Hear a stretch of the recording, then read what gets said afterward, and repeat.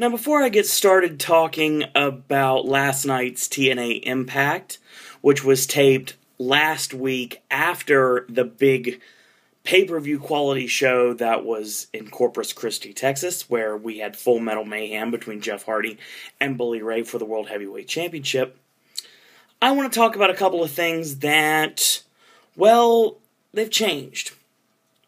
So, first off, I talked to my mom tonight, or should I say last night, and basically, I know she'll be home between 3 and 5.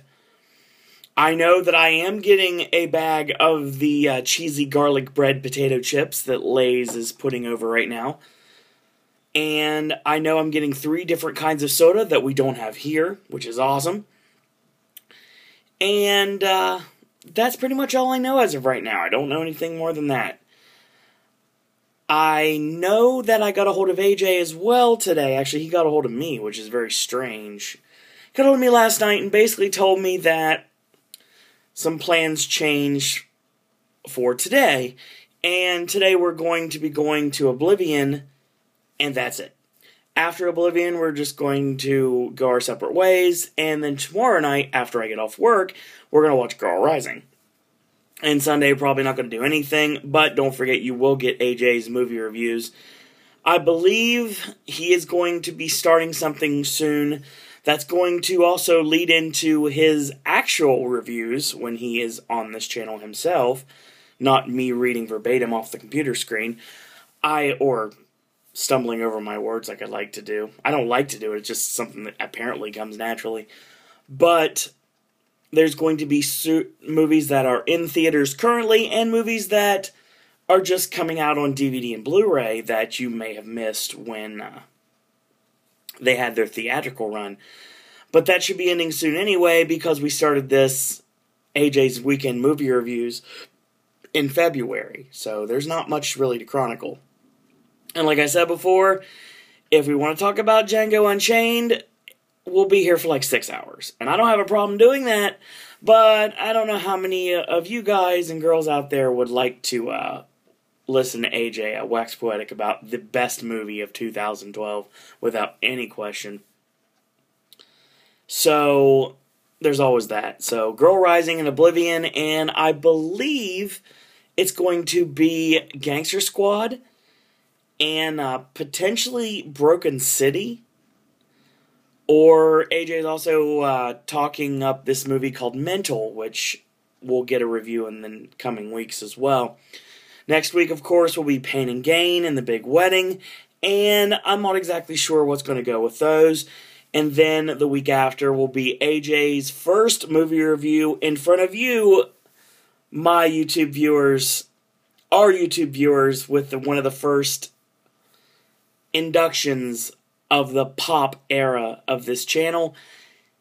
He will be doing Iron Man 3, so we're going to be looking forward to that. And I've already said that if there is any questionable content, there's going to be the NSFW, so you know to stay away if you are turned off by objectionable language. So, AJ's segments will be uncensored.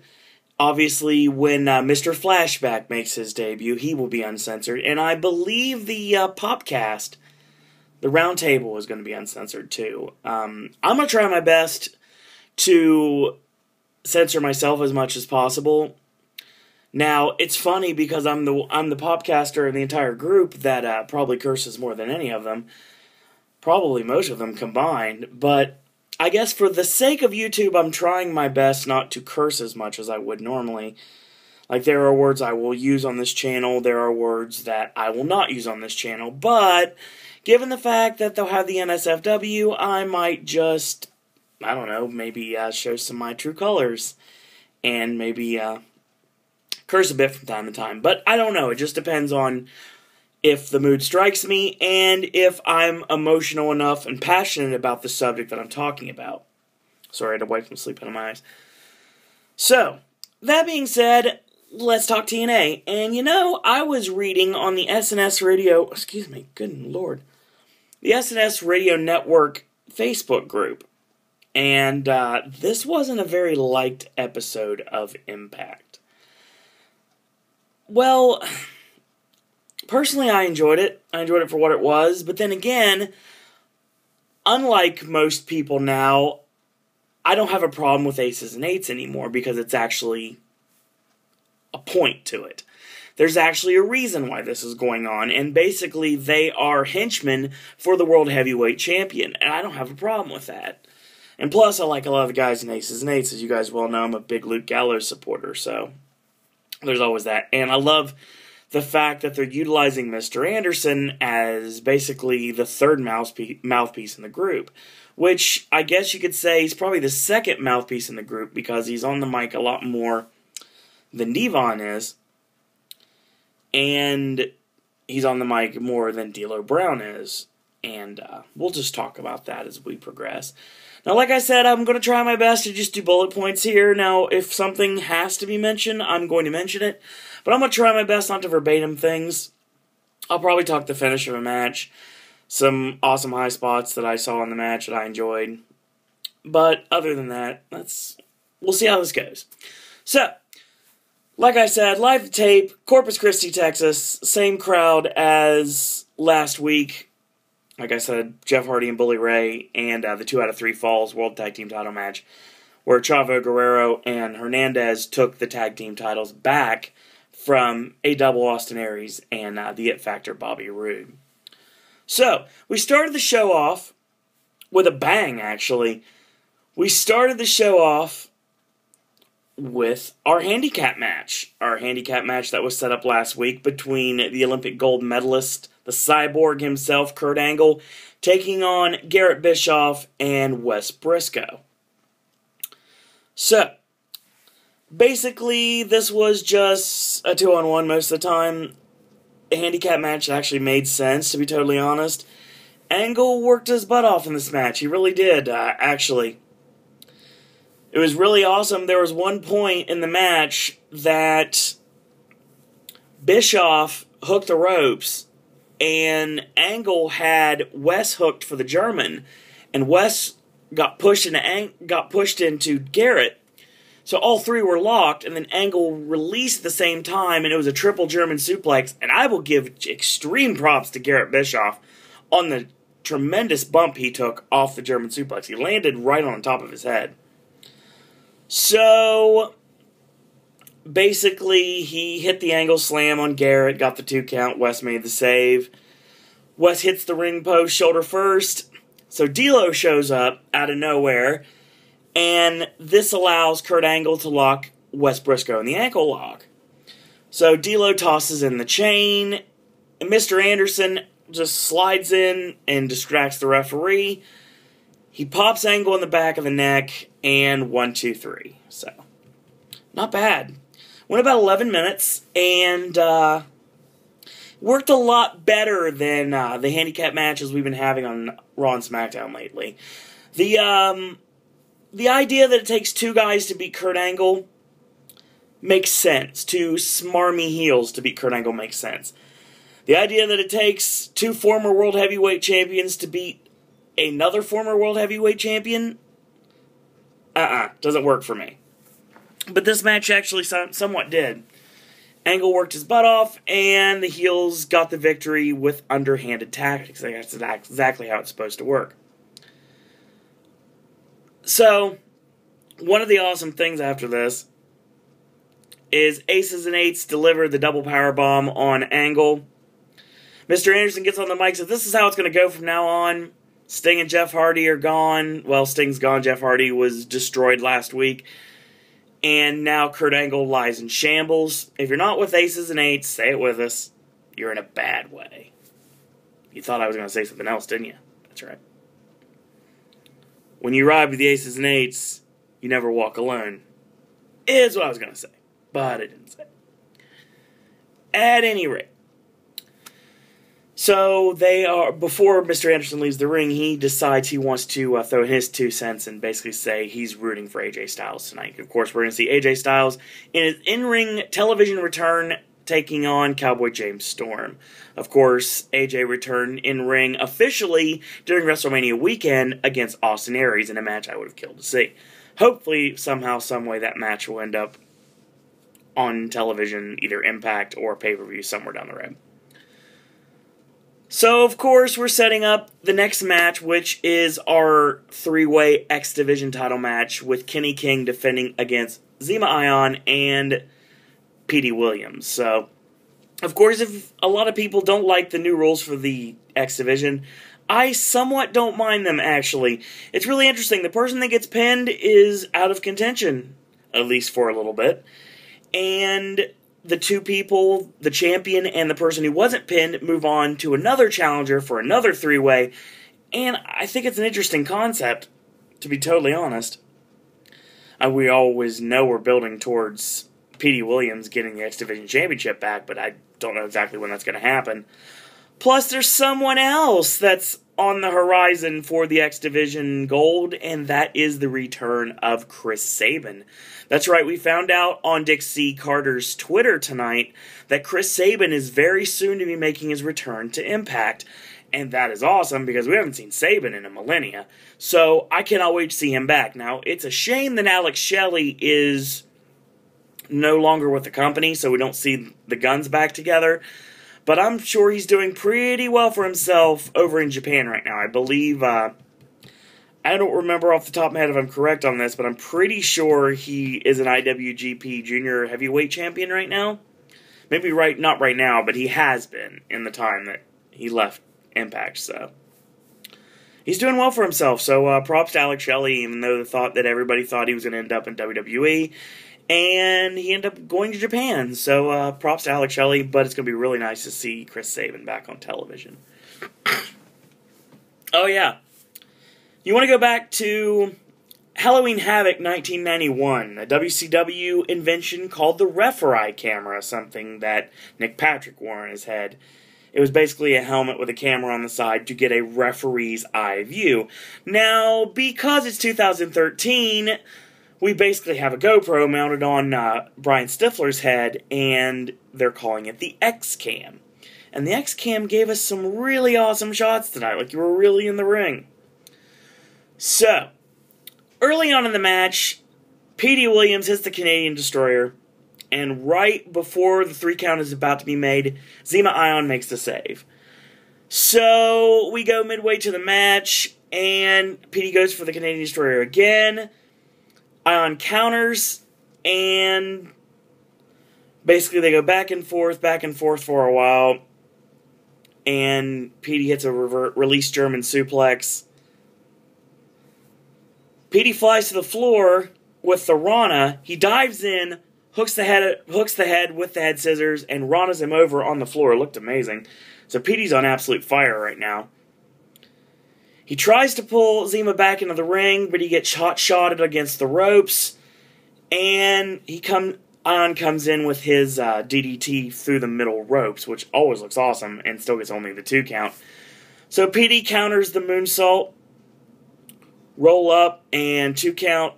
Petey locks on the sharpshooter, and Zema's about to tap, but he gets to the ropes, and he's about ready to reach the ropes, and then Petey just pulls him back in the center of the ring. Kenny King comes in, hits the shotgun knees to Petey Williams, just enough to knock him off, covers Shima for the pin, and 1, 2, 3. So Kenny King retains.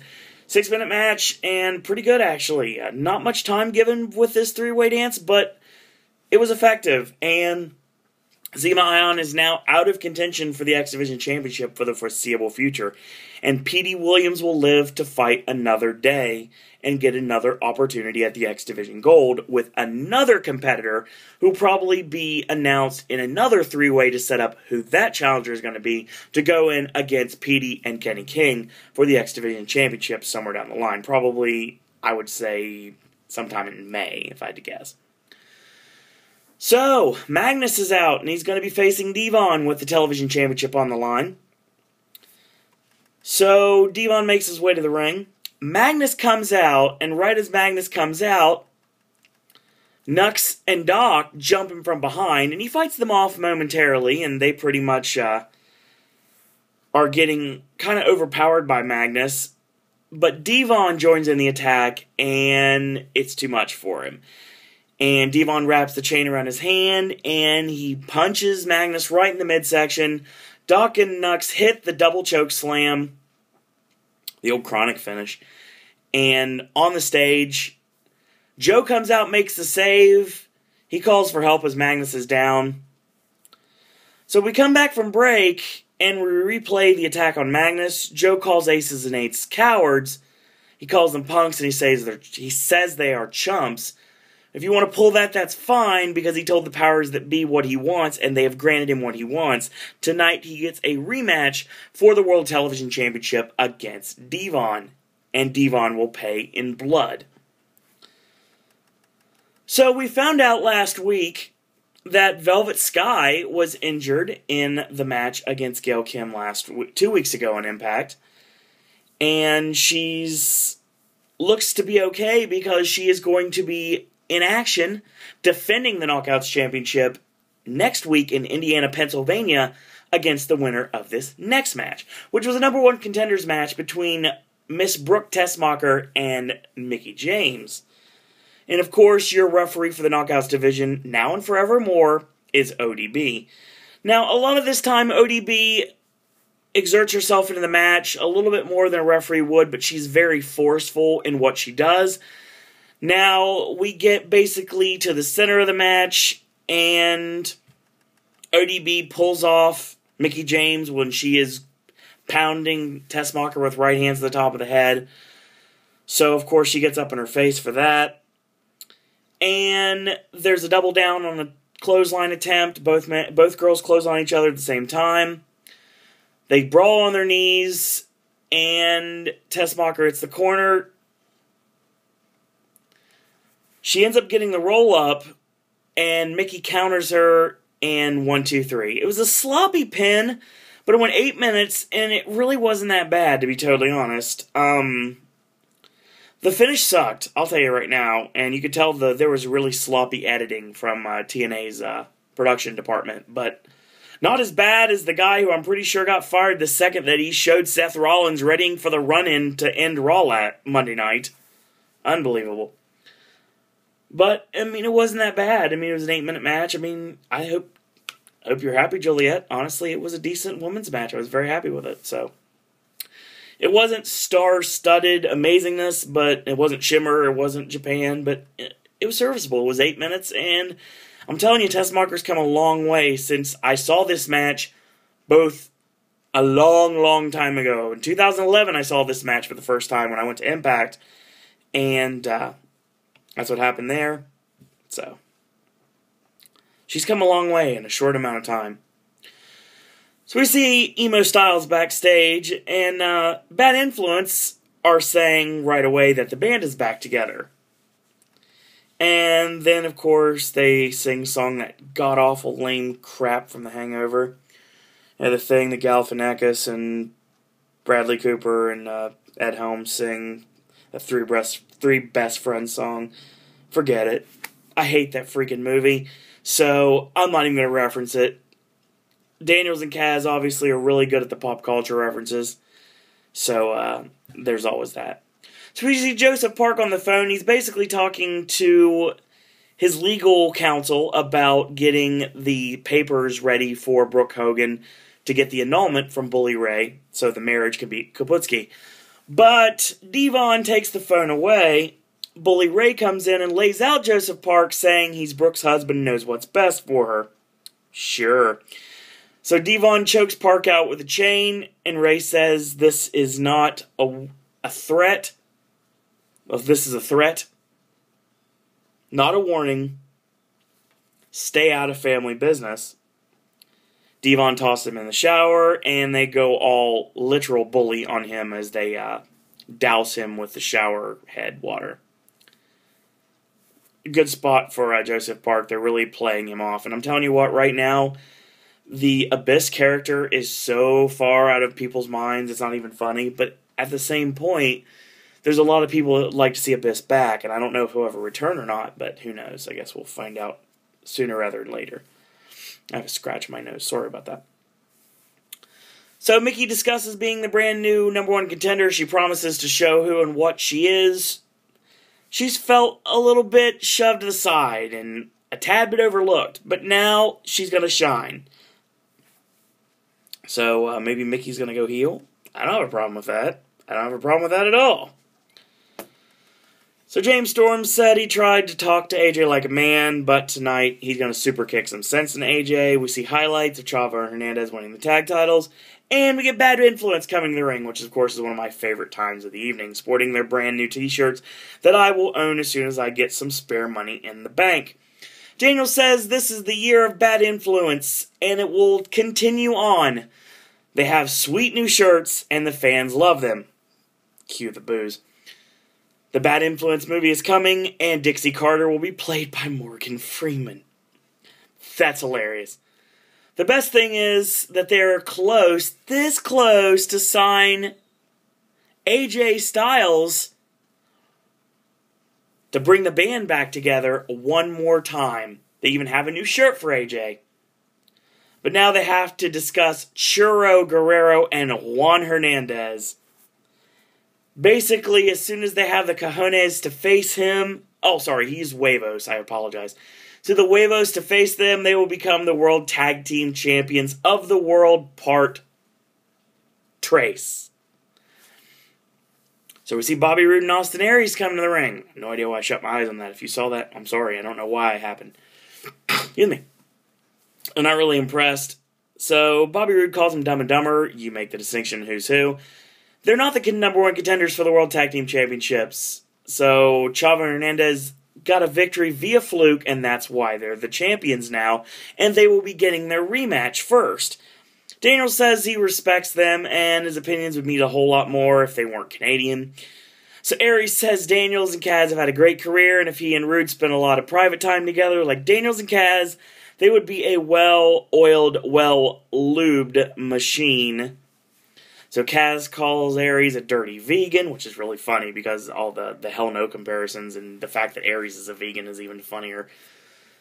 And, of course, Aries realizes TNA is not PG and says that Kaz loves putting the meat in his mouth when Aries is a vegan. So they kind of jaw-jack back and forth, and they call each other A-holes and B-holes and C-holes and D-holes. And it's just a lot of schoolyard bullying, basically, is pretty much what it is. So, Kaz and Daniels are backpedal and powder out of the ring just in time for the tag team champions to attack.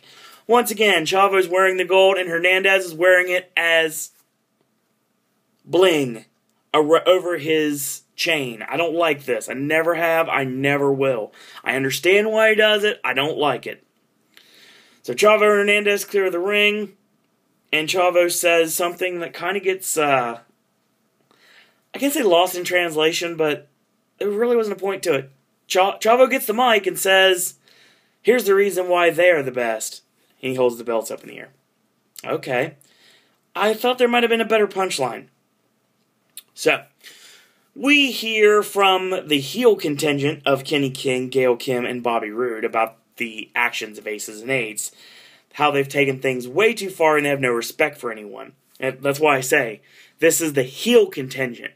So this is basically proving Aces and Eights don't care if you wear a white or a black flag, you're going to be a target. If you're not wearing a cut, you're going to get cut down. That's basically what it is. So after this, we cut to Matt Morgan sporting a ginormous tool beard. And he cuts another promo on Hulk Hogan not being there, of course, and saying that once again he's adding up his mistakes. And that's basically it. After this, we get the rematch Samoa Joe hasn't had since December 6, 2012. And the reason I know this is because I was in attendance at the Impact Zone at Universal Orlando when this match happened. When Devon, thanks to the help of Doc and the Hammer, took the World Television Championship. I believe there were some ladies in waiting that helped for that too. They actually were the interference. They distracted the ref long enough so Doc could hit him with the hammer. And that's how the title changed hands. So, basically, Devon and Samoa Joe, they brawl like they normally do. and Joe hits the back elbow in the corner into Enziguri. He fires back up, looking for the muscle buster. Aces and Eights hit the ring, and Joe fights him off. Mr. Anderson hits the ring. The referee's distracted and lays Joe out with the brass knucks. Devon covers and retains the championship 4 minutes. So, more about the domination of Aces and Eights. They really do have all the cards right now. No pun intended. Aces and Eights have the entire deck at this point, and they can do anything they want, and they are running roughshod over the company. Now, if you do this every week, like a lot of people on the internet, people will tend to lose interest. The fact that TNA cannot get their shine, and that Aces and Eights are just continuously putting the heat on. Well, eventually they're going to have to get toppled, and we're pretty much setting up for... Well, we're setting up for AJ Styles to be the one that topples them, but I'm not sure at this point. I mean, AJ's the right answer, but it sounds to me like they're still looking towards Sting, and that's not a problem, but the Aces and Eights are not the NWO, and this isn't WCW, even though sometimes it does feel like it. And for me, that's not a bad thing, honestly, because I love WCW. Way more than I loved the WWF back then. So, after the match is over, Devon holds Samoa Joe, and Mr. Anderson nails the brass knucks into the midsection again. Actually, not in the midsection. He actually punched him right in the face. So, the announcers basically talk about maybe breaking his nose or cracking his orbital bone. We don't know. We don't know if there's any blood or not because he pretty much covered his face after it was over. So, peekaboo. So, next week, like I mentioned earlier, we're going to see Velvet Sky defending the Knockouts Championship against Mickie James. And the rematch of Chavo Guerrero Jr. and Hernandez defending the World Tag Team Championships against Austin Aries and Bobby Roode. So Emo Styles comes out wearing his hoodie and his leather jacket, 500 o'clock shadow, and he's sporting black and silver tights. He walks slowly to the ring. After his music ceases, he looks like he's going to bail, but James Storm attacks him from behind. They brawl on the ramp, and then eventually we start the match. So, basically, right before the end of the match, Bad Influence come out to root for AJ. So Storm fights back. He hits the backstabber and sends himself and AJ to the floor with the Cactus Clothesline, which looks really good. Storm's really good at the Cactus Clothesline. I really like that spot for him. AJ fights back, slams Storm to the guardrail, launches him back in the ring. He misses the kick. Storm hits closing time, going for the last call. AJ counters into a grounded knee bar and gets the tap out. So I like AJ using that finish. That's really nice. 10 minutes. Really good main event. Very, very enjoyable. And I very much enjoy these two going against each other. And I have a feeling this is not the last time they're going to see them face off in a TNA ring. I think Slammiversary is probably a better time than any to do something with that. And after the match is over, Bad Influence get in the ring to celebrate. So maybe we see the return of Fortune. And it is not to be because AJ lays them out. So Storm gets up to his feet. And AJ bails the second that Aces and Eights hit the ring, unbeknownst to Storm, and they beat the tar out of him. So Daniels and Kaz try to fight off Aces and Eights, and they get waylaid as well. So Bully Ray joins the party, and Aces and Eights once again stand tall. Bully grabs the mic, says, "Do you know who I am? And who we are?" So they've destroyed all their heroes, and he is the man responsible for defeating and taking out Jeff Hardy. His brothers took out the three pieces of trash. He points to Storm, Kaz, and Daniels laying prone on the canvas. You have no heroes left. Look around. All of your heroes are now just victims. And you can blame it all on Hulk Hogan. Hulk Hogan is the reason why all your heroes have been turned into just another victim, which is a nice shout-out to Taz, sitting at ringside doing commentary, wearing his cut, of course. Next week, right here on Impact, I'm going to call out Hulk Hogan personally, and I want him to look me dead in the eye, stare deep into my soul, and tell me why he is the reason all of the heroes are nothing but victims of the Aces and Eights. And everyone knows when you ride with the Aces and Eights, you never walk alone. So that was TNA Impact. And a lot of people didn't like the show. I didn't think it was bad, actually. Really good way to start the show. Given the fact that you tape 2 shows back-to-back, and they're 2-hour shows back-to-back, you got 4 hours of wrestling back-to-back. Now, granted, we haven't done this since the days of the Superstar tapings, the last, 6-8 hours of television, and a lot of those were ham and eggers getting beat by superstars, and we didn't get to see the main superstars until, the 7th hour of the tapings. So you had a burnout crowd by there. But TNA was smart, and they started off with Kurt Angle, and Kurt Angle against the Aces and Eights. And basically that started Aces and Eights dominance for the night. I mean, they took out Kurt Angle, and then they took out Magnus, and they took out Samoa Joe, and then they took out James Storm, Chris Daniels, and Frankie Kazarian. So, Aces and Eights reign supreme tonight. I actually don't mind the 3-way dances for the X Division Championships, but, honestly, to make it a little bit more interesting, I would, again, I would start looking outside of the company to try to bring more people in to challenge for the gold. Kenny King against anyone. I mean, I think Chris Sabin, definitely. We're leading towards this right now. You're leading towards Sabin and Petey Williams to rescue the X Division from Kenny King. That's basically what we're looking at. Kenny King is the brash newcomer that wants to make a statement, and he's unbeatable. I mean, he's the guy who basically ran RVD out of TNA. I mean, obviously, that's not the case, but storyline perspective, he pretty much can say that. Obviously, you can't say that because that would be putting over the competition if Van Dam decides to sign with the WWE like we hear he's going to. But hopefully he changes his mind and gets back to TNA because honestly, I think Van Dam fits better in TNA at this point, and I'm pretty sure his recreational hobby would help a lot better in TNA than having to be subjected to the wellness policy. We don't want another repeat happen of last time. So, I didn't mind it, and AJ, his return to the ring, it was fine. He wasn't flashy. He was more subdued. He was more brooding. I like this style of AJ. I like the fact he's using a new finish, too. So, it's going to take the fans a little bit to warm up to this AJ Styles. But, I like it. I like it a lot. So, we set up for next week. We'll be in Indiana, Pennsylvania for live TNA Impact, like I said earlier. We're going to be talking about the World Tag Team title rematch between Chavo and Hernandez against Rude and Aries, as well as Velvet Sky putting the Knockouts Championship on the line against Mickie James. And I'm thinking very soon we're going to see a Mickie James heel turn, so hopefully that'll happen sooner rather than later. So, that's Impact for tonight, folks.